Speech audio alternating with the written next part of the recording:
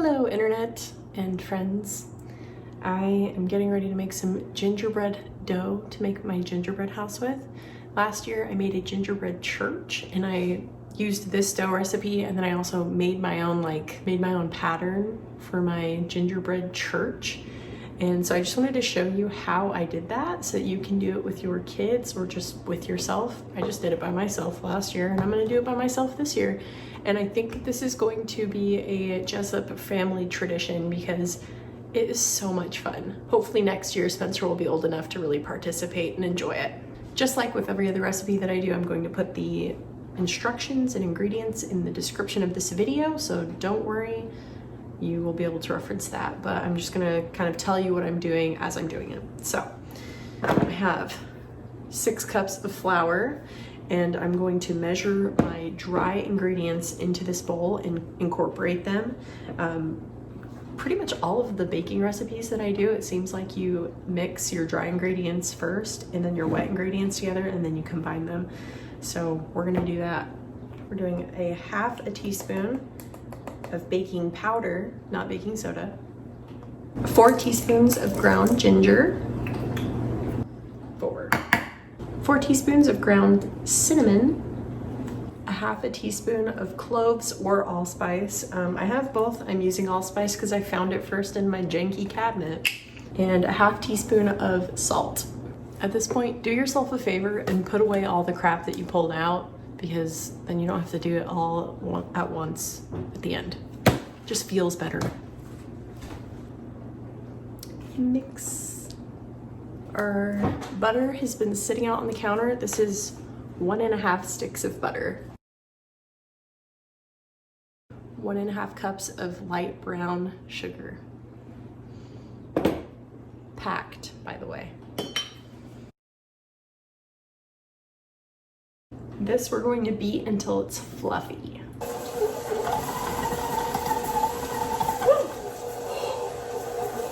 I always do that.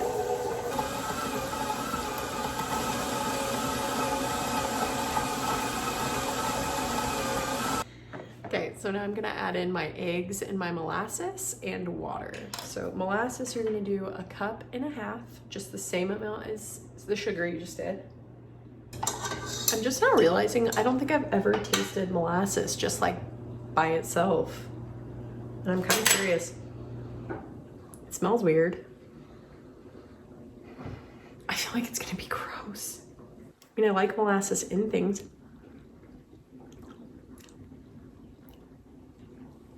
Don't do that. Don't do that. Ugh. What is this? Ingredients, molasses. Seriously, what is molasses? Alexa, what is molasses? According to Wikipedia, molasses or black treacle is a viscous product resulting from refining sugarcane or sugar beets into sugar. Molasses varies by amount of sugar, method of extraction, and age of plant. Sugarcane molasses is primarily used... Stop. It's way too much. So we added the molasses and 2 eggs. Look how pretty they are. These are from my chickens. You're also gonna add 1 tablespoon of water. Seems like a really insignificant, weird amount, but whatever, we do what the recipe tells us to do. Now I'm gonna slowly add my dry ingredients. Remember how we did that earlier? About half of it's in right now. So I should probably add, it's a bad idea to put your mixer at a high speed when you're doing this because it's gonna break your mixer. And that's as far as I'm gonna let that go in my mixer because I'm kind of scared I'm gonna break it. It's really pretty gingerbread-y color. Did good, old Betsy. Okay. I'm sure if you have kids, this is gonna be a part that they really enjoy helping with. Start kneading this into a ball. I kind of feel like my dough is a little too soft, and so we're gonna add just a little bit more flour to it.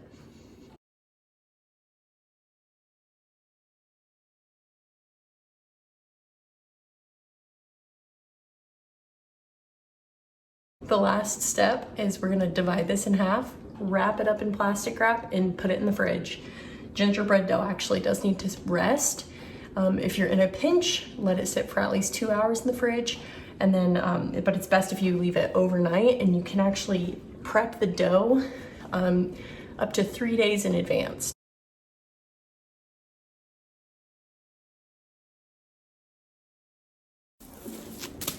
All right, there you have it, folks. This is step 1 of gingerbread house making complete.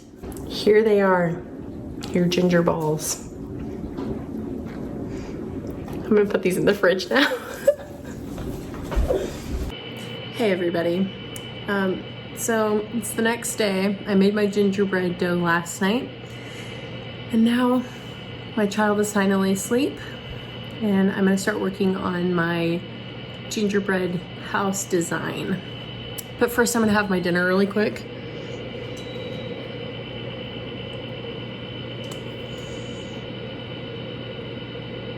All right, let's go. So the first thing I do is I look up photos for some inspiration. And this year I really want to go for more of like a cottagey theme.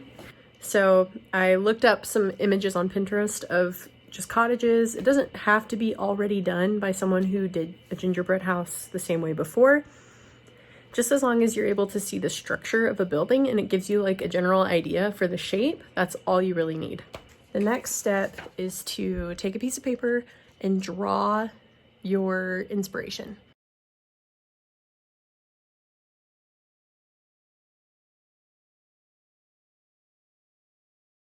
This is my basic sketch of what I would like to do.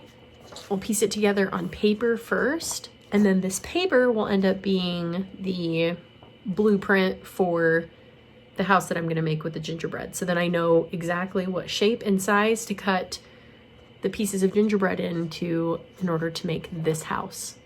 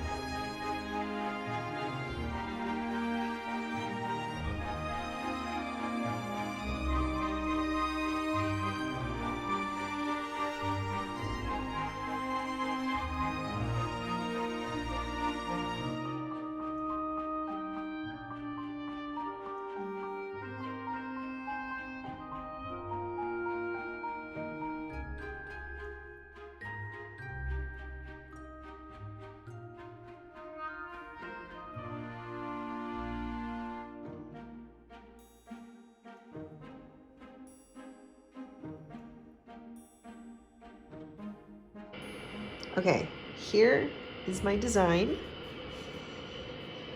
It's all taped together. I added a little sunroom on the back. I'm pretty much ready to start cutting my dough. This is what they look like now. They're like kind of hard.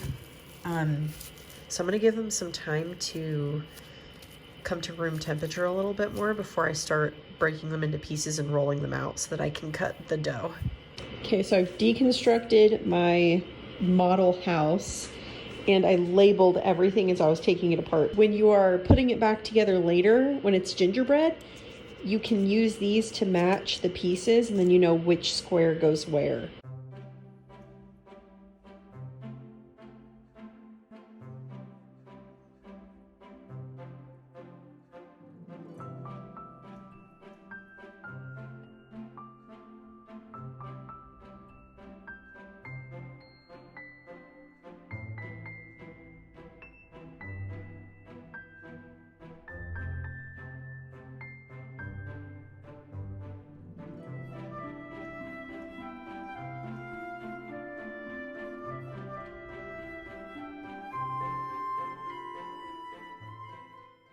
And with the windows, I want to do kind of like a stained glass window effect. So this is actually the key to doing that.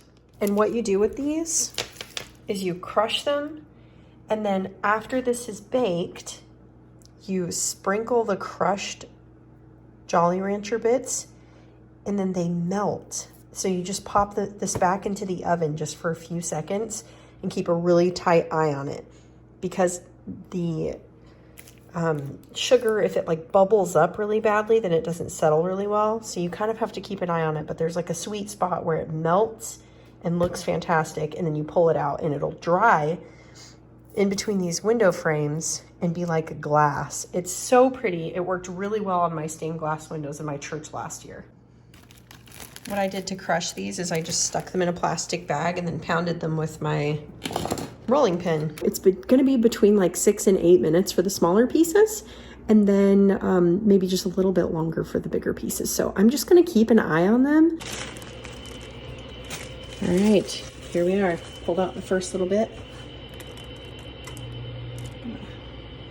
Toss these in there. Okay, now I need to get this back in there. I think my bigger pieces might need just another minute, but I did want to show you. This is what it looks like right now. The other thing that you need to know about gingerbread dough is that you can trim it a little bit while it's warm. So if you really need to make like a quick adjustment, do it fast. Here's a better close-up. This is what it looks like. Here's a normal one. Normal stained glass window. Cool, right? Very cool. It's very pretty. I love it. I'm excited about it. This is what it looks like when you let it get too hot for too long and it bubbles over. Remember how I told you you have to really keep an eye on it? So what I did was I grabbed my knife and I poked the bubbles, and it settled fine, but now I have this nasty ring around my windows, which will be fine because I was planning on piping designs on these walls anyways. But if I wasn't, then it would be really messed up because it looks like super gross. Anyway, so that's what happens when you let it get too hot, when you keep the candy in the oven for too long. But this is what it looks like when you don't. It's night 3. It's time to assemble our gingerbread house. And in order to do that, we're gonna need some royal icing. So I've got 2 2/3 cup of powdered sugar and 2 eggs. We're ready to get started. Look at that. Just separates the whites for you. Sometimes I do have to give it a little bit of a wiggle. So our 2 egg whites are in there. We're now gonna add half of our powdered sugar, which is 1 cup and 1/3. And then we're gonna mix this. So beat it till it's smooth, and then add the rest of your powdered sugar. And when you add the rest of your powdered sugar, you're gonna beat it until there's stiff peaks. Right there. I took all of my pieces of paper that are labeled and I matched them to the pieces of gingerbread, so I know exactly what I'm reaching for as I'm starting to assemble this. And I've chosen to use this marble slab as my base.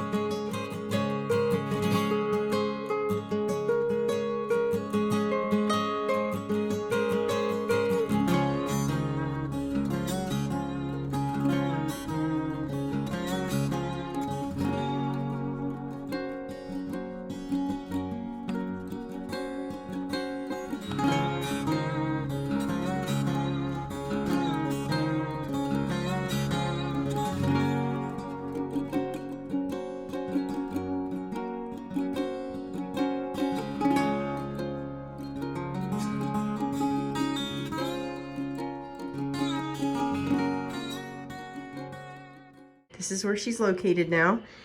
And I remembered I have these little tea lights for me and Roan's wedding. They're fake, obviously, but I'm gonna stick them inside so it can light up the inside. It worked! Okay, the tea lights are like way too fat to go in this front little area, but you can see how it lights up from the inside. I cannot believe those still work. We got married over 2 years ago, and they've just been sitting in a drawer. I love it. Well, I hope you enjoyed this little gingerbread house making tutorial, and if you end up making it, I would love to see it. So tag me in your posts or send me a message or something because it's just fun. Anyways, thanks for watching. Don't forget to like and subscribe to my channel if you'd like to see more of this kind of content. If you'd like to support my channel, that'd be awesome. See you later, friends. Merry Christmas.